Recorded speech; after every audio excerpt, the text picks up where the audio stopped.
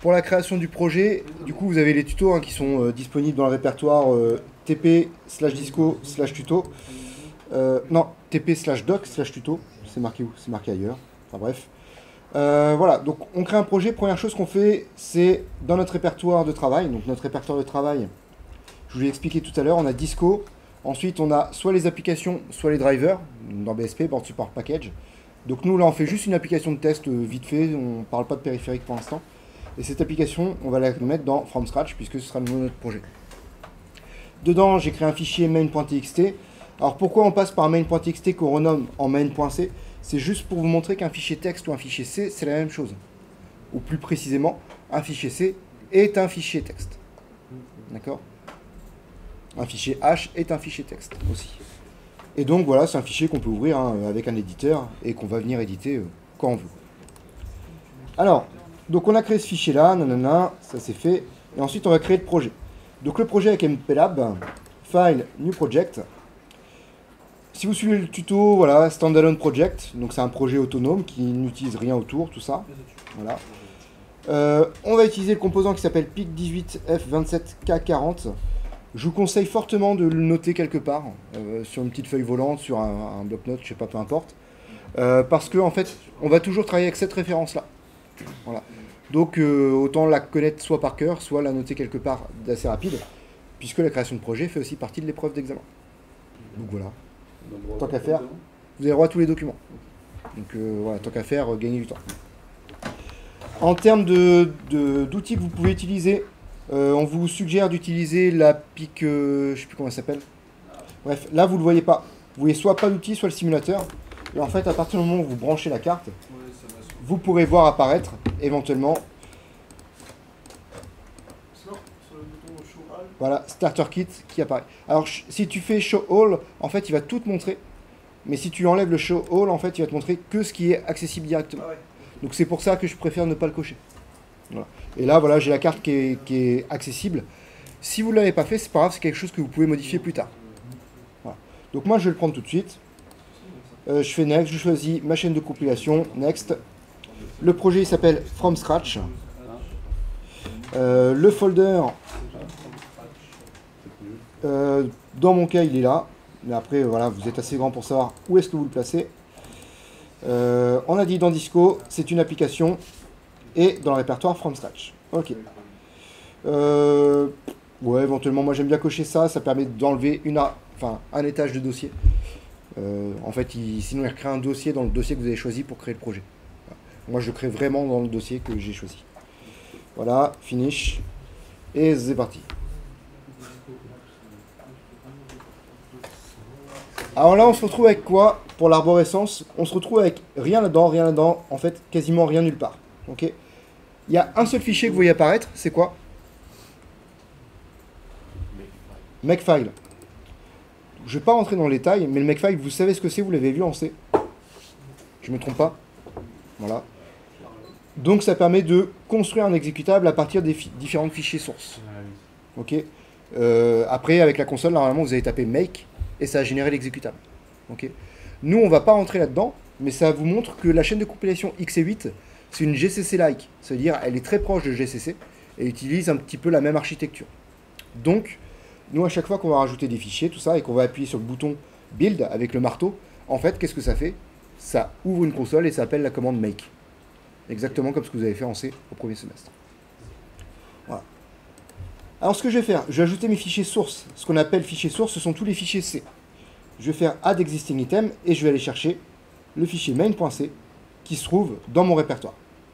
Ce fichier main.c, pardon, si je clique dessus, je l'ouvre, il est vide. Ok. Et on vous suggère de faire ça. Ok, je compile, ça sauvegarde automatiquement. Et logiquement, là, il va me dire, paf, ça compile, ça se voit en bas à droite. Et là, build successful. Donc, la compilation s'est bien passée, pas de warning, pas d'erreur. Ok. Est-ce que vous, ça vous choque que la compilation se passe bien? Un peu? Alors, il n'y a pas de type main, c'est un warning, mais ce n'est pas forcément une obligation, selon les standards du C. Mais effectivement, je peux rajouter un void, par exemple, et vous voyez que La petite vague rouge qui était en dessous, le main, a disparu. Voilà. D'ailleurs, ouais, non, ça n'a même pas fait de warning. Il n'y a même pas de warning. Voilà. Mais effectivement, ça vient corriger un petit peu le truc. Qu'est-ce qui fait votre programme? Rien. Ok. Mais c'est pas une erreur. Voilà. Il fait rien, ça compile, c'est normal. Ce que je peux vous dire, c'est que le code, il va occuper combien d'octets en mémoire? Ouais, 10 octets. Alors, si vous ne savez pas si c'est hexa ou décimal, ici, en fait, vous avez l'équivalent hexadécimal, AH, et ici, l'équivalent décimal. Voilà, c'est comme ici, 10 en hexadécimal, ça fait bien 16 en décimal. Donc, en gros, il va prendre 10 octets en mémoire programme. Ce qui fait que sur la totalité de l'espace mémoire, bon, en gros, il prend 0%, quoi. Ok. Pareil pour l'espace de données, j'ai pas de données, donc 0 octet, et ainsi de suite. Enfin voilà, je vais pas rentrer dans le détail. On est ok pour ça? Maintenant, je fais ça.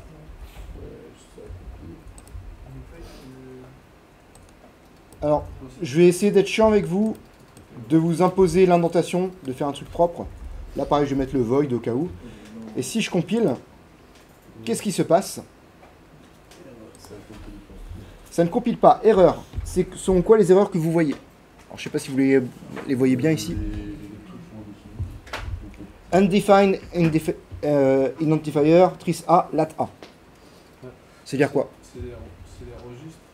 Alors, ce sont les registres là, ok, ce sont des registres. Mais undefined identifier, c'est-à-dire quoi?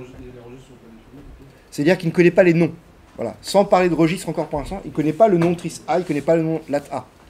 On est bien d'accord que ce ne sont pas des noms classiques du C, ce ne sont pas des mots-clés du C. C'est pas int, c'est pas char, c'est pas main, choses comme ça. Donc il faut effectivement qu'on lui dise que ce sont des choses connues. Et pour ça, on va faire un dièse include PIC18 27K40. Toc. Et si je recompile, là maintenant c'est tout bon. C'est tout bon, tout beau. Pourquoi? Eh ben, je peux faire un contrôle. Je maintiens la touche contrôle enfoncée et un clic sur le fichier. Ça va l'ouvrir. Alors il me dit, ouais, c'est un gros fichier, est-ce que tu veux l'ouvrir? Oui. Et si je fais un... c'était quoi, tris A par exemple? Tris A, voilà, il dit tris A, c'est ça. C'est-à-dire quoi ça à votre avis? Cette ligne-là. Je peux peut-être zoomer.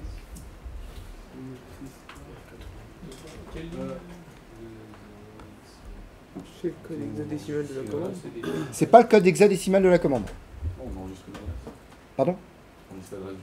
C'est l'adresse du registre. Ok. Je vous en ai parlé en cours la dernière fois. Tous les registres ont une adresse dans la mémoire. Ok. Et d'ailleurs, je peux même aller ouvrir la doc, par exemple. Vous ne demandez pas comment j'arrive là. On en parlera plus tard. Mais si je veux voir le registre, comment il s'appelle, tris A. Regardez, offset, F88. F88, c'est donc l'adresse du périphérique dans votre microcontrôleur. D'accord? Ce qui fait que, au final, quand vous faites tris A égale 0x00, ce que ça fait réellement, ça va mettre la valeur 00 dans la case d'adresse F88. D'accord? Qui s'avère être notre registre tris A. Ok là-dessus? Et comme ça, c'est comme ça que maintenant, effectivement, en ayant fait le dièse include, eh ben, mon compilateur connaît tris A, connaît lat A, et donc j'ai plus d'erreur. Ouais. Parfait. Parfait, parfait. On va pouvoir continuer aussi. Donc là, en gros, vous avez un programme minimal qui pourrait tourner. On va continuer un petit truc d'abord. C'est ça. On va aller voir la figure 4.1 de la doc technique. Figure 4.1, pof. C'est ici. Alors, il y a un truc que je vous dirai. Là, je ne sais pas si vous avez fait gaffe, mais la doc, en fait, elle est constituée en gros un chapitre, c'est un périphérique. Ok. Ce qu'on fera très souvent, vous ouvrez un chapitre, parce que vous voulez voir le périphérique, vous lisez le premier paragraphe, ça vous permet de connaître les principales caractéristiques, et vous regardez le premier schéma. Et vous essayez de faire des liens. Voilà. Déjà avec ça, vous allez avoir 80% du taf de compréhension du périphérique qui va être fait. Okay. Le reste, après, ça va être des subtilités voilà, qu'il faudra les comprendre. Là, par exemple, si je prends ce schéma-là, qu'est-ce qu'on peut comprendre de ce schéma-là? On a deux cloques en sortie, deux horloges. Il y en a une qui pourra alimenter les périphériques, et une qui s'appelle system clock. À votre avis, elle sert à quoi celle-là? Ok, alors du coup on va pas parler de processeur. Ouais. C'est l'horloge, ouais, j'ai entendu. Du CPU. Ok, c'est celle qui va cadencer le CPU. C'est quoi son boulot CPU? Ouais, alors il va faire ces étapes-là. Fetch, decode, execute, write-back. Donc au final, c'est la cadence à laquelle vous allez avoir une instruction qui va être fetch à chaque fois. Ou, c'est plus facile de se représenter comme ça, la cadence à laquelle vous allez avoir une instruction qui va être exécutée. Ok. Donc au final, l'horloge du système, l'horloge qui cadence la vitesse d'exécution de votre CPU, c'est celle-là. Ok. Et ben, elle provient de quoi? C'est quoi les sources? Est-ce qu'on peut essayer de remonter petit à petit, étage par étage, à la source réelle de cette horloge-là? C'est-à-dire que là, on fournit système clock. Qu'est-ce qu'il nous faut en entrée? Sleep, et là on voit qu'il y a... Voilà. En gros, il ne faut pas qu'on soit en mode dormant. Ok, première étape. Première condition, pardon. Deuxième condition, c'est un signal qui vient d'ici. Ce signal qui vient d'ici, c'est quoi? C'est tout ce bloc-là. Je ne sais pas si vous voyez ce que ça peut être. Alors, il y a un multiplexeur qui permet de choisir un élément ici, issu de ça. Le post divider. Ouais, la clock en entrée, regardez, post divider, il y a une entrée. Ça va être une horloge. Ok, on va voir après ça va être laquelle. Et cette horloge-là, elle est cadencée à une certaine fréquence. Ok. Et ben, je peux décider de la ralentir. De compter un cycle sur 1, ou alors un seul cycle sur 2, ou alors un seul cycle sur 4. Voilà, et ça me permet de ralentir mon horloge. C'est quoi l'intérêt d'avoir une horloge rapide? Vous comprenez vite, hein. On bourrine. Ok, on cadence à un fort rythme l'exécution des instructions. C'est quoi l'intérêt d'avoir une faible horloge pour le système? La consommation. Ok. Vous réduisez la fréquence, vous réduisez la consommation. Ok. Très rapidement, rappelez-vous, la plupart des transistors maintenant qui composent les processeurs, c'est des transistors MOS. Ok. MOS, ça veut dire métal oxyde semi-conducteur. Je dis autrement, métal, isolant et un autre conducteur. Donc, enfin, conducteur, isolant, conducteur. C'est quoi ça? C'est une kappa. Ok. Et donc les kappas, si vous êtes en statique, elles ne consomment pas. Si vous êtes à haute fréquence, elles vont consommer. Okay. Donc les MOSFET, le gros inconvénient des MOSFET, c'est que plus vous montez en fréquence, plus ça consomme de la puissance électrique. Voilà. Enfin, plus il y a de perte électrique dans le transistor. Bon, ok. Donc là, c'est dire que pour avoir mon horloge système, il ne faut pas que je sois en mode veille. Et voilà, j'ai une horloge en entrée que je peux éventuellement diviser. Cette horloge en entrée peut venir d'où? Qu'est-ce que c'est comme composant, ça encore? Ce gars. Un autre multiplexeur qui me permet de choisir du coup parmi 8 sources d'horloges. Ok. Alors il y en a 3, on ne va pas en parler puisqu'elles sont réservées. Mais les autres sources d'horloges, on les voit là. Sur l'entrée 110, c'est quoi? C'est ça. Sur l'entrée 101, c'est quoi? C'est ça. Sur l'entrée 100, c'est ça. Sur l'entrée 1111, c'est ça. Alors qu'est-ce que vous comprenez de ces horloges-là? De ces entrées-là? On va avoir des horloges externes. Des horloges externes, Après, ouais. on va en avoir en interne aussi. Et on va en avoir en interne, ouais. Alors, horloge externe, qu'est-ce que ça peut être? Par exemple, on avait vu qu'on avait un quartz sur la borne Il y a un quartz sur la board. qui était pas en dessous. Ouais, mais non, il est pas en dessous, c'est ce que je me suis dit. Non. Ben, il est peut-être pas soudé en fait sur la borne. Il est peut-être connectable, mais pas soudé. On avait vu qu'on pouvait mettre des quartz en externe. Plus Ouais, performant, alors en fait, de ce que je vois, c'est qu'effectivement sur la board, vous verrez ça par vous-même, il y a 3 empreintes CMS côte à côte, avec justement 2 fils très courts qui vont vers 2 broches. Donc sûrement que en fait, vous pouvez souder un quartz et 2 condensateurs externes, mais que par défaut, ils ne sont pas implémentés sur la carte. Okay. Donc effectivement, ext-OSC, External Oscillator. Donc vous pouvez brancher un quartz externe, et éventuellement, grâce à une PLL, vous pouvez la multiplier par 4. Ok, et vous choisissez une de ces 2 entrées-là. Ensuite, ça, qu'est-ce que ça peut être? Par opposition à ext-OSC, Internal Oscillator, et on a la LF, Low Frequency, et la HF, High Frequency. Alors la LF INTOSC, elle est à 31 kHz, et la HF, elle est réglable, de 1 jusqu'à 64 mégas. Ok. Pour info, alors je sais pas si c'est le cas de celui-là précisément, mais vous avez des quartz en fait, je sais pas si vous savez, mais on les taille, on les découpe au laser pour qu'ils aient une géométrie bien précise et qu'ils résonnent à une fréquence bien précise. Voilà. Et on a notamment les quartz horlogers qui sont à 32 600 Ouais. Ouais, c'est 35. vraiment fixe. Pour Ouais. faire le- et qu'on divise par 2 puissance. 2 puissance combien 15 pour faire 1 seconde précisément. Voilà. Donc c'est pour ça qu'on appelle ça un quartz horloger par exemple. Mais sinon vous avez des quartz, bah voilà, ça c'est un quartz interne. Enfin, c'est peut-être pas un quartz d'ailleurs. Une horloge par exemple pour temps réel ou un truc comme ça. Ouais, voilà. Et bref, on a plusieurs horloges sélectionnables. Ok. Donc je continue un petit peu, je reviens sur le sujet maintenant. Et nous, on va ouvrir un outil de configuration. Ok. Qui est Production. Donc je reviens sur MPLAB. Production, set configuration bits. Voilà. Et là, voilà, c'est génial le thème sombre sur cet écran. Là, ce qu'on peut voir, vous allez voir chez vous, je peux choisir l'horloge d'entrée.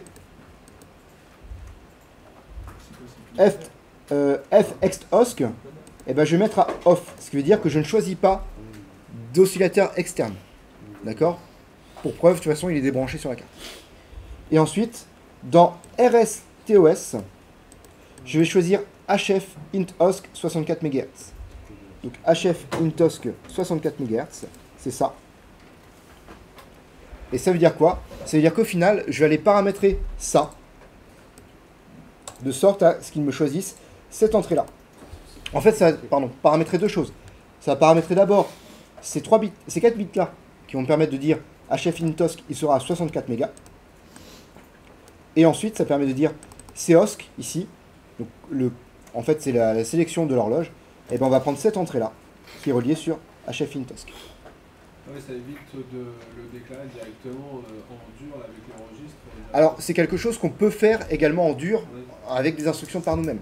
D'accord? Ouais, Là, en fait, Office A, ouais, bah là, attends, regarde ce qu'on va faire. On va générer le code source équivalent. Je crois que j'ai pas fait d'oubli. Des bêtises, j'en ai fait, ça c'est sûr.